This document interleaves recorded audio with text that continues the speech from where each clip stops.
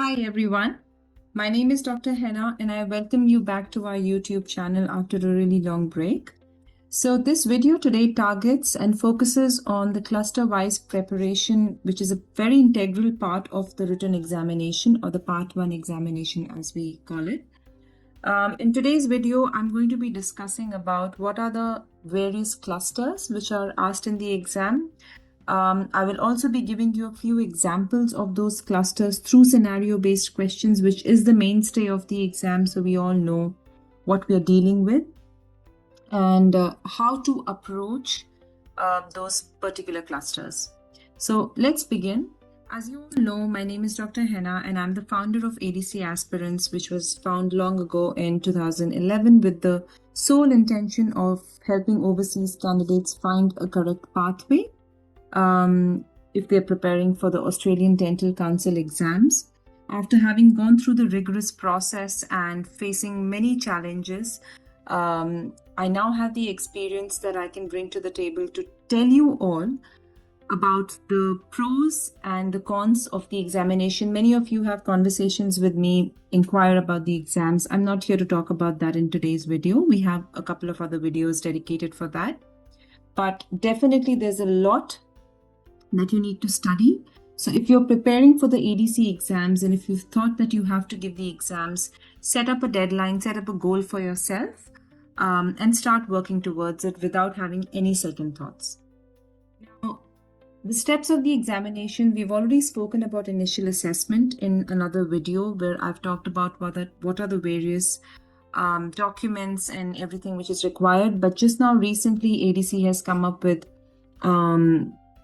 quite a few changes in the initial assessment process, making it much more easier than before for everyone to apply to be eligible for the written examination. They've also changed the limit of the written examination from 3 to 5 years, which means that once you pass your written examination, you get at least 5 years to clear your part 2 examinations as well.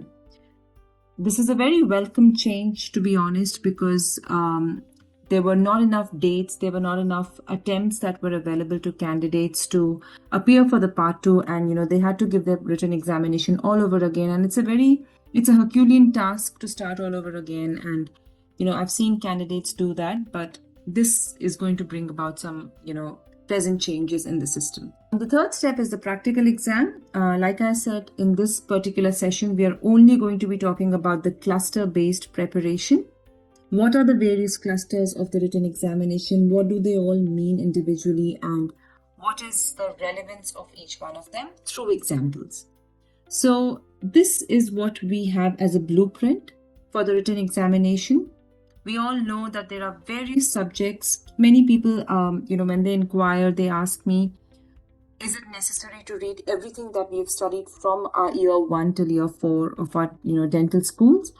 So thankfully, no, we don't have to go into the non-clinical, reading in detail. In fact, what they have, the list of subjects, what they've given here is sufficient enough, provided we study everything smartly. This is something that I always recommend. There's all these subjects like dental emergencies, endodontics, medicine, infection control guidelines, therapeutic guidelines, pediatric dentistry and orthodontics, oral surgery, pain and behavior management, which you'll see has a different heading altogether when it comes to this blueprint. Periodontics, preventive dentistry, very important. Radiography and removable, and of course implant dentistry. Pharmacology, which is going to be read through therapeutic guidelines, restorative dentistry, including fixed prosthodontics. Now, when we read these subjects individually, it seems like, okay, we've gone through all of this through our dental school, and we've done cases which pertain to each one of these subjects. But when you put them together in a cluster-wise system, that's when the entire scenario-based question format is formed, right? So when you're dealing with scenario-based questions, you are not dealing with individual subjects. What we see here on the right-hand side of the screen, or these subjects which are given percentage-wise, is basically what you should be beginning to read when you're starting off your journey for the ADC exams. I always tell this to my candidates. when you're a beginner in this journey, it's not easy to try and start solving scenario-based questions right from the beginning. It is a challenge. You do start off with that, but it's better to have an individual subject knowledge, applying those concepts in the scenario-based question format, and then, moving forward with that. So give yourself enough time. I honestly recommend giving yourself at least 8 to 9 months for this entire preparation, nothing less than that. I do get calls from many people when they say that, oh, I've got only 3 months, I don't have the time to study, or maybe I have enough time, but I'm working as well. So I know everyone's dealing with their own challenges, their own, shortcomings, but when it comes to these exams, you don't want to be giving these exams again and again. You can work for the rest of your life, you can do the rest of the things for the rest of your life, but this exam requires your 100% focus and attention.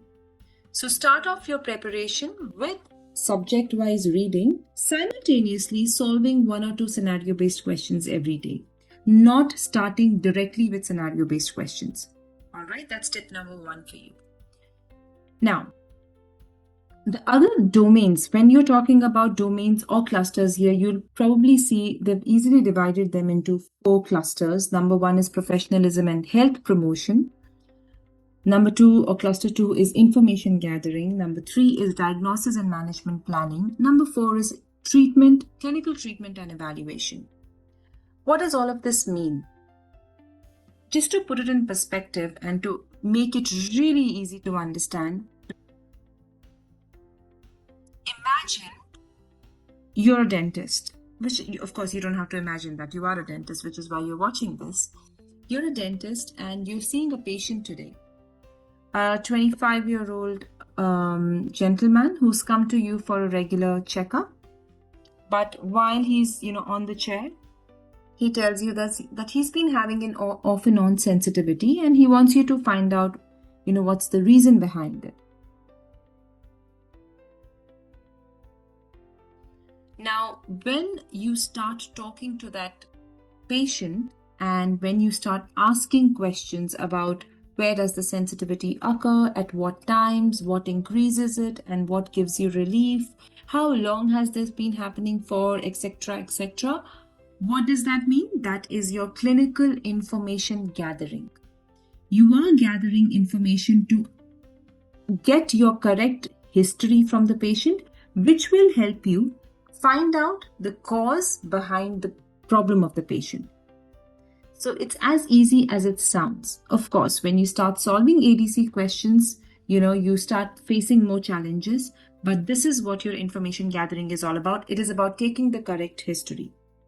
Now, the example that I gave you was about a sensitive tooth, but the other forms of these same, scenarios could be in the form of white patches, which is related to our oral mucosal lesions. Sometimes our patient says that, oh, I feel a lot of dryness in my mouth. There are salivary changes that are happening. So ask them the right kind of questions for that. Sometimes these questions could be about, pain which is keeping them up at night. So now we're talking about pulpitis related history. So information gathering has to be a very strong concept in your mind, and how you can make it much more stronger is by reading more and more on these particular subjects. For example, if you're thinking about oral surgery, and if your patient has had an extraction, like let's say 2 days ago, and he comes back with excruciating pain on that side and a foul smell, what is the next step to do? Information gathering. You are not going to tell the patient, oh, you've got post-operative infection, or you're not going to say that I know it's dry socket. You are going to ask the right kind of questions. How long has the pain been present? How was the extraction done? Was it a rough one, or was it, was the tooth taken out smoothly? Were you able to follow all the instructions which were given to you or not? Did you smoke within 24 hours, etc., etc., right? So I think these are enough questions or, topics for us to understand what information gathering basically means. And that's what your every scenario begins with. In the examination, you'll get scenarios in all of the clusters. They're not going to be cluster-wise or subject-wise. They're going to be based on a particular scenario, and that scenario may be a mixture or an amalgamation of all of these clusters. Okay? I hope, things start falling into place by the end of this video for you to understand, because I know many candidates keep asking about what are these cluster-wise preparations and how do we do it. So information gathering, if you want to make it stronger, read more history-based questions, more literature on every subject, whether it's periodontics, if a patient has bleeding gums, if the patient has sensitive teeth, gingival recession, what are the particular tests or questions you should be asking? Tests are the next thing that form a part of your information gathering, which is your investigations, as we call it. Those investigations could be anything. When we're talking about the pulpal tests, they are cold tests, they could be thermal tests, they could be electric pulp tester, cracked tooth, tooth sleuth test, and all of these, investigations that you will be doing. When you talk about malaligned teeth, if let's say a 10 or a 12-year-old comes to you and you're doing a checkup, what are the tests, investigations that you will be doing? What are the kind of x-rays you'll be taking? So there's always a series of tests or investigations which you follow, not particularly in any order, but they are particular for that condition. I've just mentioned a few for some pulpal related conditions, and if we talk about white patches or red patches in the mouth or oral mucosal lesions, we definitely clinical information gathering or history taking is really important. But apart from that, what is that special investigation which will help you find out whether a condition is malignant or not? If you are suspecting something, malignant, a biopsy. How do you read about it? You have to go through literature, you have to go through textbooks, and this is where ADC aspirants also comes into picture, because 15 years of experience tells us that this is what you need to read. If you're reading, let's say Neville for oral pathology, we will give you that particular chapter and, we will tell you what pages to read. So information gathering in a nutshell is about your questions and investigations which help you form. What do they help in forming? A diagnosis. That is what your next cluster is all about. Okay, so let me break it down. Let me first talk to you and give you an example of the first part of the cluster that we spoke about, which is information gathering. I'm just going to draw your attention to this particular scenario here, and we'll keep going back and forth to understand all of the other clusters as well. So Ethan is a 44-year-old patient who comes to your clinic with a complaint of pain on his upper back teeth on the left-hand side. He's uncomfortable and annoyed due to this condition. He came without any facial swelling, did not have any fever or difficulty in opening his mouth and swallowing. Amongst all of the following options, what is the most appropriate question to ask this patient to arrive at a professional diagnosis? When you're talking or when you're dealing with ADC questions, make sure that you find out what are the key words. Your patient has pain on what area? The upper back side, on the left-hand side, right? He has no swelling, so the question of any spreading odontogenic infection is out of the picture, right? This is how you slowly start becoming an expert in solving scenario-based questions when you extract your keywords. Now, what is the most appropriate question to ask? Let's break down each of these options one by one. On a scale of 1 to 10, how much would you rate the pain? You will ask this question because you want to know the severity. B. Does it hurt when you have hot and cold? Good question to ask, but is this the correct one? If you have read therapeutic guidelines, there is a very important note in that book which says, never ask or don't start off your questionnaire with close-ended questions. So this is a very close-ended question because we are directing the patient to answer whether he has pain to hot or cold. What if he has pain to both or neither? This is something that we should be moving on to when the patient is unable to give us a correct answer to the open-ended question. Does the pain radiate to your right eye? Doesn't make sense. The patient has problem on the left-hand side. if we need to ask something, we need to ask about radiation on the left-hand side. Having said that, even if the option had said about radiation of the pain the pain being referred to the left side, we know that he has no swelling, no fever, no difficulty in swallowing. So all the signs and symptoms of spreading odontogenic infections are negative. So I would probably not ask this question initially, maybe later. Did you have any swelling on the right side of your face? Again, the question clearly states that there is no swelling, so we have to negate it, we have to rule it out. The fifth option states, can you describe the pain? So if I'm narrowing down my options, I'm going to be closer between A and E. A is what is the severity, and B tells me, can you describe? I think this is a wholesome question to ask for my patient to be able to tell me what is the pain that is, troubling him or annoying him. Once he gives me that information, maybe I can come back to my Socrates. And I hope you all know what Socrates is. So the correct answer here was E, as you can see it. And this is the way we discuss scenario-based questions every single week in our quizzes, where there's a timer of 1 minute. My candidates, answer the questions. They write it in the chat box or they write it on a piece of paper. And then, we discuss the answer and then they see how much they've scored. Socrates is such an important aspect of your pain-related questioning. This particular, aspect on assessing the oral pain gives us a wonderful idea of what the provisional diagnosis could be. But the most important part, which TG here states or therapeutic guideline states, is ask specific questions to narrow the field, but phrase them as open-ended questions because they are more effective than closed-ended questions. For example, what particular things cause pain in the tooth? That is more important than asking, does hot or cold make the pain aggravate? So this is why we choose E. If E wouldn't have been in the options, maybe we could have gone ahead with A or something else, right? A would have been a better option if E was not in the options.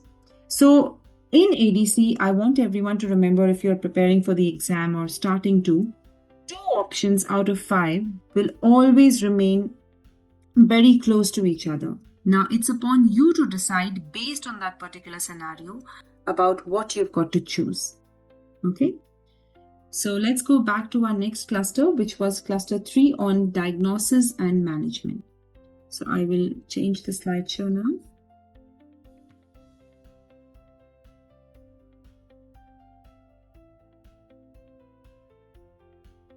Now, diagnosis and management planning is the next step. You've taken your x-rays, you've done your investigations, you've deduced that it could be this, it could be that, it could be anything. And now you have to arrive at your diagnosis based on those investigations that you've done. Now, many people, get confused about management and treatment. Remember, treatment is when you're only treating the patient's current problem. For example, if this patient, I'm talking about, the scenario we just discussed, Ethan. If I have to treat him, and let's say he has a condition called as an irreversible pulpitis because, he has severe pain which is keeping him up at night and things like that, my diagnosis is going to be irreversible pulpitis. How am I treating him? I will either start a root canal treatment or I'll give him the option of getting the tooth extracted. How am I managing the patient? I am going to manage this patient by checking the rest of his teeth and seeing how many are carious, how many may be at a stage where the nerve is still not involved, the pulp is not involved, but the caries is very close to the pulp. So that is my management. There is a huge difference. So when you are talking about treatment versus management, every single, whether it's periodontics, whether it's endodontics, whether it's oral surgery, every aspect has to be taken care of.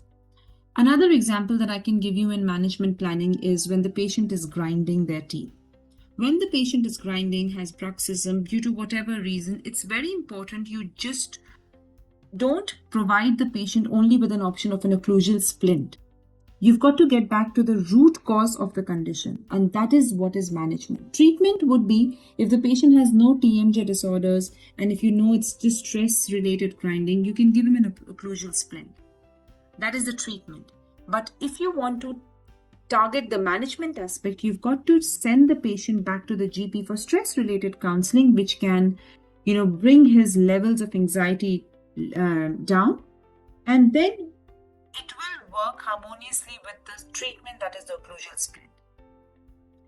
This is what your management planning is all about. And of course, when we provide you scenario-based questions, we give you more than 500 questions to practice from, 500 scenario-based questions, maybe more than that. I've lost count now.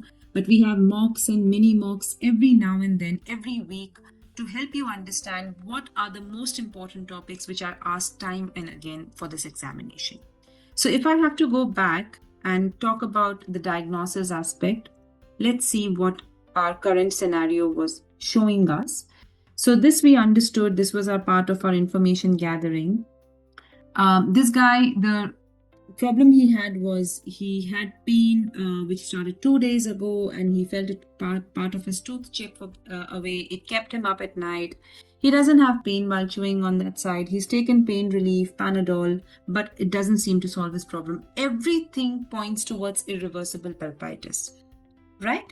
The other options are not even close to it, because if you think of reversible pulpitis, it is not something which will keep somebody awake at night. Cracked tooth might, but is it symptomatic cracked tooth? With cracked tooth actually in itself is not a diagnosis. A diagnosis is always a cracked tooth with either reversible pulpitis or irreversible pulpitis. So cracked tooth in itself is not something which is a complete diagnosis.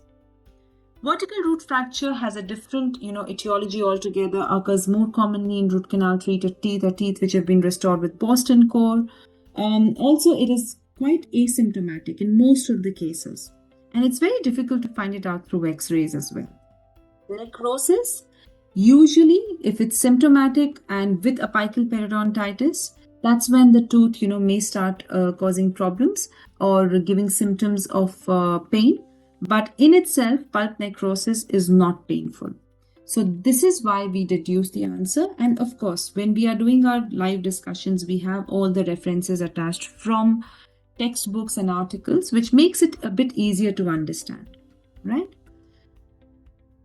Now, that was a cluster of diagnosis, right? They asked about pulpal diagnosis. Now they're asking about periapical diagnosis. And because he has no pain on biting, there is no absolute tenderness on percussion. There is no x-ray provided which shows any sort of PDL widening, or even if it's, early stages PDL widening is all right. But if there's no radiolucency attached to the tooth root, it's normal. The apical diagnosis is going to be normal. Please don't take this video to be an in-depth understanding of these particular topics. What I'm trying to do is give you an example of how cluster-wise questions are asked in all scenario-based questions. What are the tests to be done? You are going to take a bite wing of that affected side because you want to see what is the extent of the caries, if there is, which is causing him the pain. You are going to percuss the tooth, you are going to check the probing depth, and you're definitely doing a cold test, because that is what is going to give you a demarcation between reversible and irreversible pulpitis, and whether the tooth is alive or not, whether the nerve is alive or not. Okay? Now, how we decide to reach one option and how we rule out the others is something that we do every single week, twice a week, in fact, in all of our discussions. So, if you're a part of ADC aspirants, you will understand how we approach scenario-based questions and how the candidates, rule out the negative answers first. But we have references for every particular question and every particular, scenario there is for the examination to help you and to guide you as to where you read your references from. Now,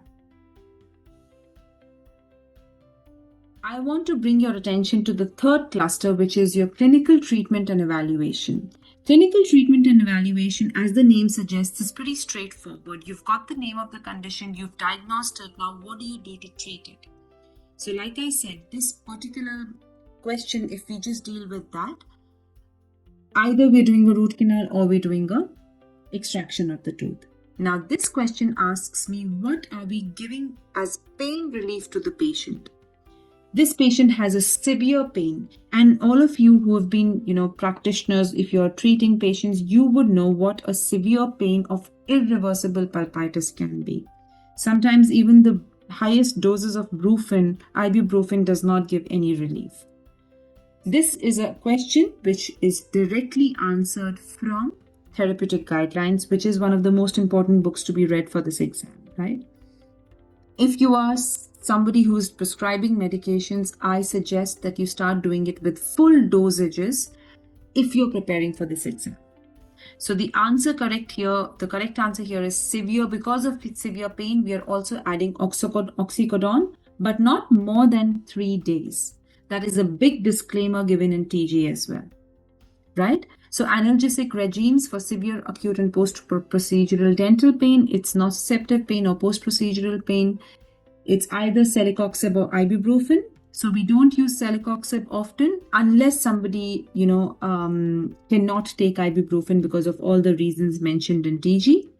Plus paracetamol, which is of course going to be there. Panadol has to be given to patients, and oxycodone.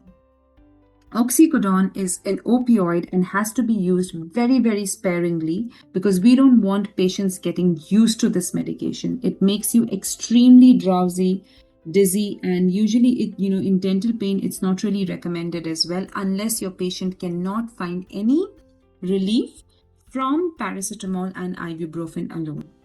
But because in the question they've given us the scenario of severe pain, irreversible pulpitis, we are choosing that. All right.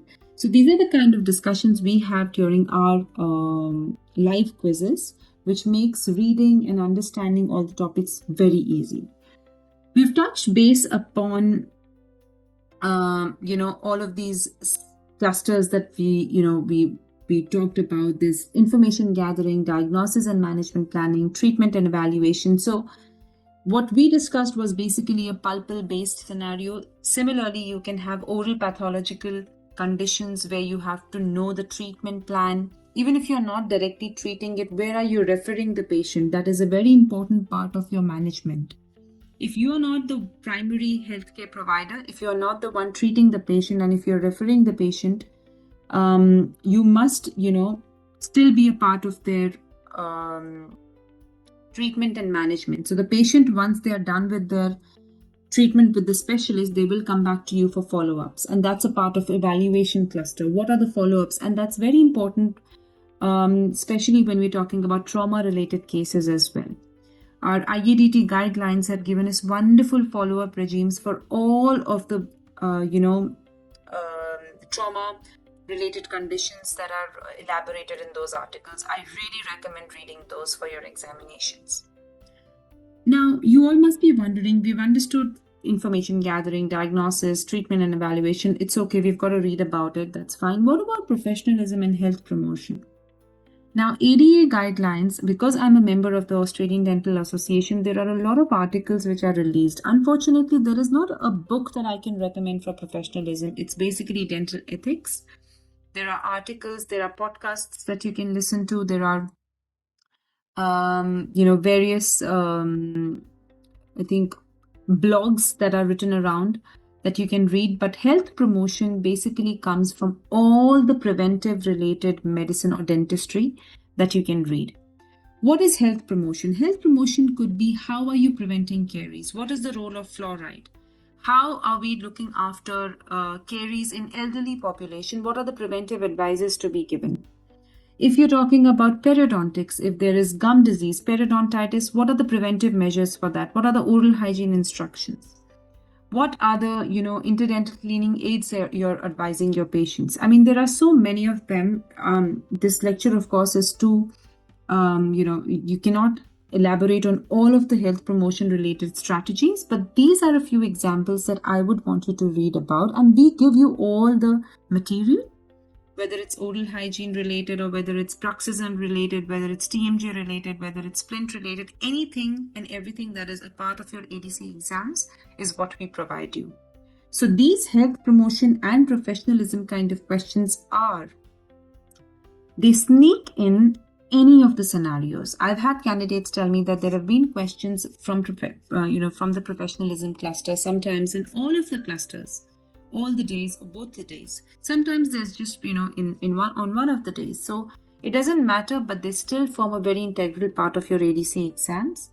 Professionalism based questions could be, are you being honest with your patients? For example, I can give you a very straightforward example. If you've broken a file in the root canal while doing a root canal procedure, are you being honest enough to tell your patient?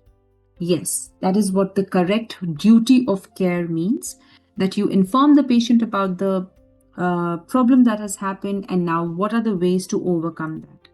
Have you informed the patient about all the complications and the risks associated with any procedure that you're doing, whether it's bleaching of the tooth or an extraction, anything at all? Being open in communication is the most important part that you can learn about professionalism. So we teach about all of this through scenario-based questions, of course. This is what constitutes and makes your entire cluster-based format or scenario-based format. I hope this helps you, understand and gives you some sort of clarity on what kind of questions to expect in the exam. Like I said, this video is not going to do justice to all the topics which are present out there, but definitely it will give you a head start. These are just a few of our, recommendations that I would ask, everyone to follow. Therapeutic guidelines. There's infection control guidelines that I always recommend. IADT guidelines, books like Odell, which help understanding scenario-based questions. And we give you more than 500 to 700 scenario-based questions to practice from, which is the mainstay of the exam. So I hope this video helped you in getting a clarity about what cluster-based preparation is. If you have any other questions about this, leave a comment and I would be able to answer that whenever I can. Happy studying, everyone, and all the very best. And of course, this is the last video for 2025. So very happy new year to all of our viewers and all of our subscribers as well. Thank you so much for watching.